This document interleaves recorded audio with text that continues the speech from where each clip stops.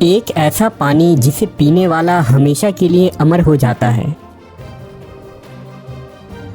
وہ چشمہ جس کی تلاش ہر زمانے کے حکمرانوں، سیاحوں اور جہازرانوں نے کی۔ آخر وہ چشمہ کہاں ہے اور اس پانی کو تاریخ کے کس ہستی نے پیا تھا؟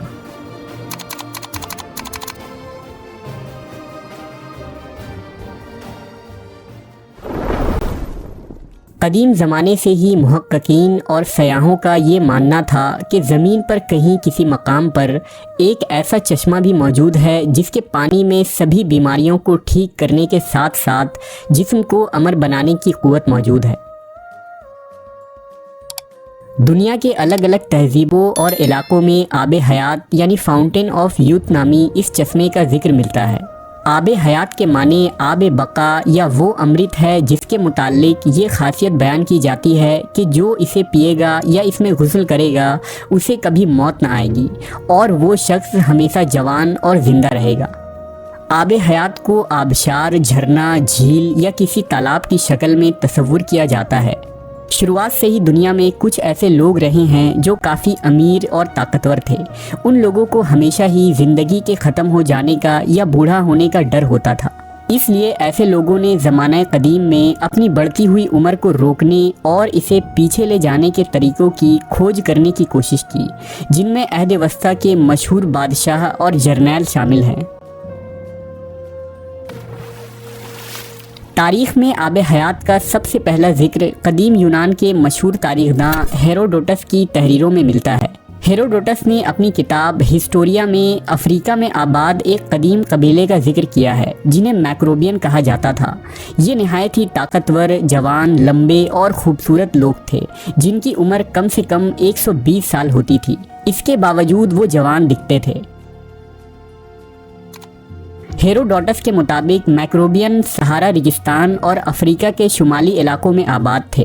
میکروبین کی سرزمین میں ایک خاص قسم کا چشمہ بہتا تھا اور یہ چشمے کا پانی ہی ان لوگوں کی لمبی عمر کا راز تھا۔ ہیروڈوٹس نے لکھا ہے کہ یونان کا بادشاہ جب میکروبین کی سرزمین میں پہنچا تو ان لوگوں نے بادشاہ کو وہ چشمہ دکھایا جس میں نہانے کے بعد بادشاہ کا جسم نہایت ہی چمکدار اور چکنا ہو گیا اور اس کے جسم سے خاص قسم کی خوشبو آنے لگی۔ اس چشمے کا پانی اتنا کمزور تھا کہ اس میں کوئی چیز نہ تیر سکتی تھی، نہ لکڑی اور نہ ہی کوئی ہلکی چیز۔ ہیروڈوٹس لکھتا ہے کہ شاید میکروبین کی لمبی عمر کی وجہ اس چشمے کے پانی کا مسلسل استعمال ہے۔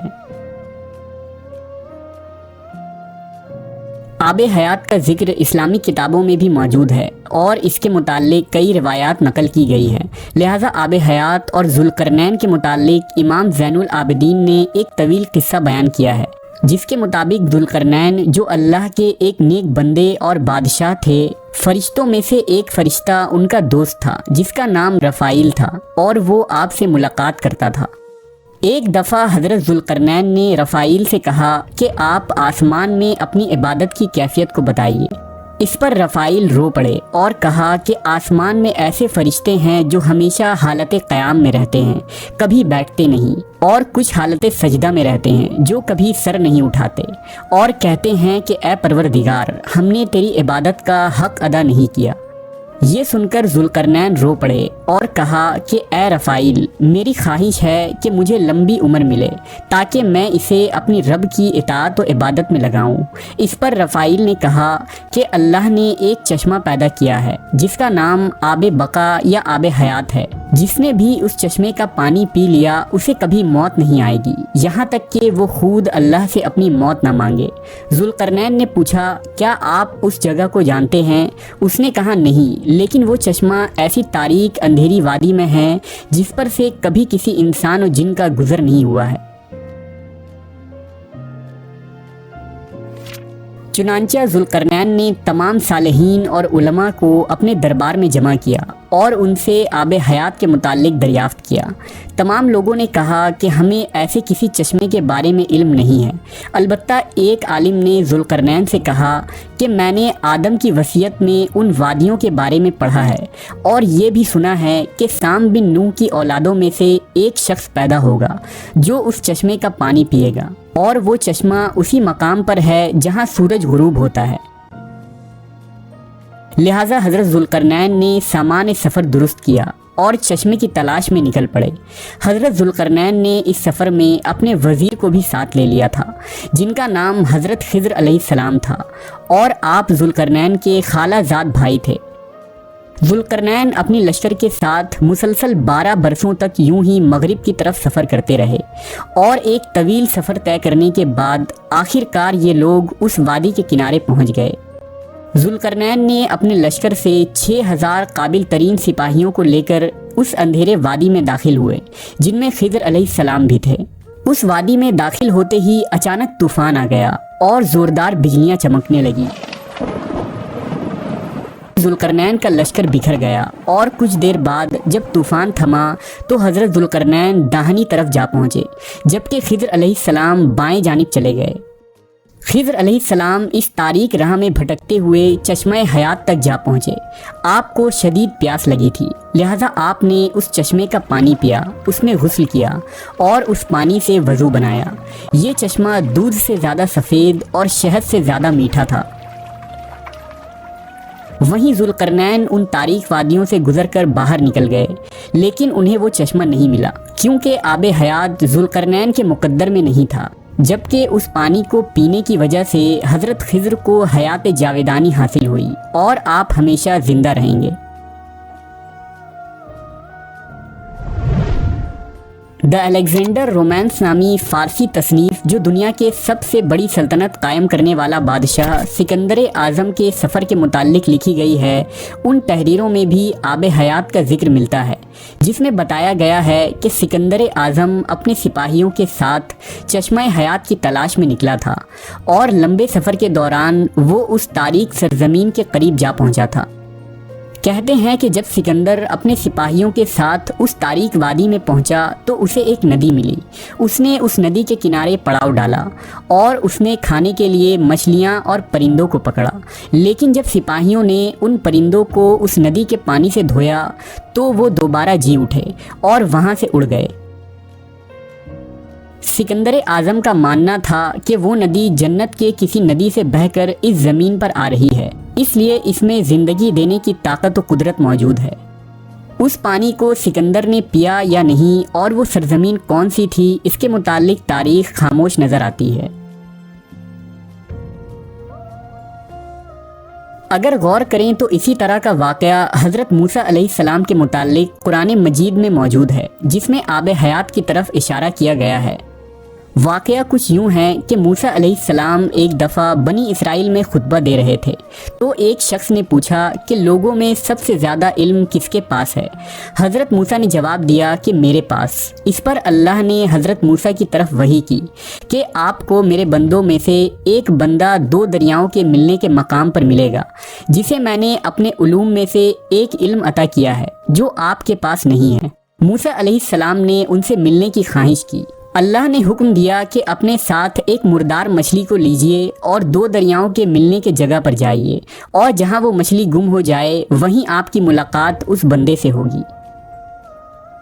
لہٰذا موسیٰ علیہ السلام نے اپنے ایک خادم کو ساتھ لیا اور نمک لگے ہوئے ایک مچھلی کو زنبیل میں رکھ کر سفر پر نکل پڑے۔ جب وہ چٹانی علاقوں میں پہنچے تو اس زنبیل کو ایک چٹان کے اوپر رکھا تو اچانک وہ مچھلی زندہ ہو گئی اور جھرنے کے ایک راستے کے ذریعہ ندی میں چلی گئی۔ جس مقام پر وہ مچھلی گم ہوئی اسی مقام پر موسیٰ علیہ السلام کی ملاقات اس بندے سے ہوئی، جن کا نام خضر علیہ السلام تھا۔ اب سوال یہ ہے کہ وہ مچھلی جو مردہ تھی وہ زندہ ہو کر اس دریا میں کیسے چلی گئی؟ لہٰذا امام ابن کثیر اور طبری جیسے جلیل القدر مفسرین کا قول ہے کہ جس چٹان پر موسیٰ علیہ السلام نے اس مچھلی کو رکھا تھا اس کے نیچے آب حیات کا چشمہ تھا، اور اسی پانی کے چھینٹوں کے پڑنے کی وجہ سے مچھلی زندہ ہو گئی تھی۔